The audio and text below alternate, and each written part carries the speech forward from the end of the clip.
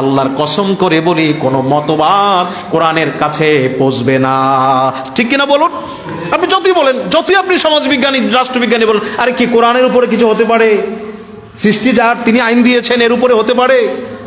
আমাদের সংবিধানের উপরে বিসমিল্লাহ লেখা আছে, আছে কি নাই?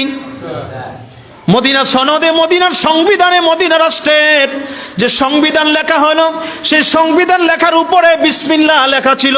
সুবহানাল্লাহ বলেন। এটা থাকলে সমস্যা কি? বিসমিল্লাহ থাকা যাবে কি যাবে না এগুলো নিয়ে আবার কিছু পণ্ডিত আছে না, ঝামেলা তৈরি করেছে। কেন, কি সমস্যা আপনাদের? আরে যে ধর্মের মানুষ সেটার মধ্যে থাকবে সে তো নিরাপদ, সে তো ভালো থাকবে। আল্লাহ রাব্বুল আলামিন বললেন সূরা নিসার মধ্যে, ইন্না আনজালনা ইলাইকাল কিতাবা বিল হক, নবী গো নিশ্চয়ই আমি আপনার কাছে সত্য সহ আল্লাহর কোরআন কিতাব নাজিল করেছি। সুবহানাল্লাহ বলেন। কেন নাজিল করছেন? আমরা মনে করি খালি পয়রা খালি ফু দিলে তো সওয়াব, অসুখ ভালো হইব, এটা তো হইবই, এইটাই আসল উদ্দেশ্য কোরআনের না তো। আল্লাহ বললেন লিতাহকুমা বাইনান নাসি বিমা আরাকাল্লাহ, নবী গো আমি আপনার কাছে কোরআন নাজিল করেছি এই জন্য আপনি মানুষের বিচার ফয়সালা এই কোরআন দিয়ে করবেন। সুবহানাল্লাহ বলেন।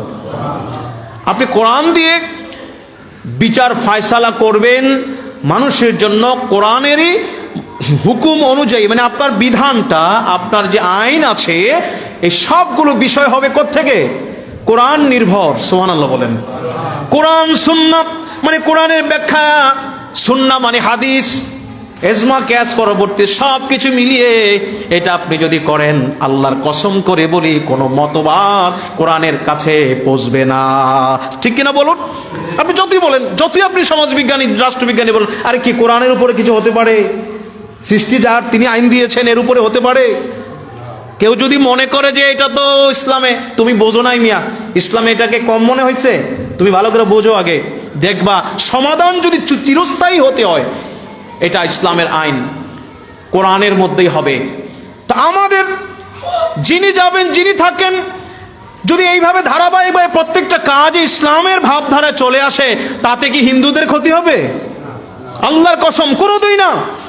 এ দেশ উন্নয়ন হবে, ধর্মীয় উন্নয়ন, নৈতিকতার উন্নয়ন, মানুষের মধ্যে যে মানে টাকা মেরে আত্মসাৎ করা দেশীয় সম্পদ, এই জিনিসগুলো দূর হয়ে গেলে খুব রাতারাতি দেশ উন্নত হয়ে যাবে এবং বিধর্মী যারা তারাও নিরাপদ থাকবে। আল্লাহর কোরআনের আইন যদি এখানে ধীরে ধীরে বাস্তবায়ন হয়ে যায়, জোরে বলেন সুবহানাল্লাহ।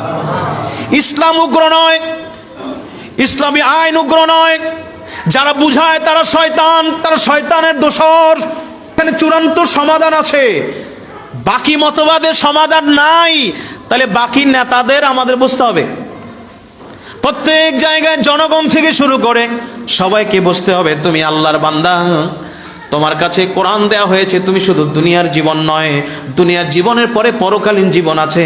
সুতরাং আল্লাহর হুকুম তুমি মেনে চলবা, তোমার ব্যক্তিগত জীবনে, তোমার পারিবারিক জীবনে, তোমার রাষ্ট্রীয় জীবনে, সর্বজীবনে যদি মানো, তুমি দুনিয়া এবং আখিরাতে সফল কাম হবে। সুবহানাল্লাহ বলেন।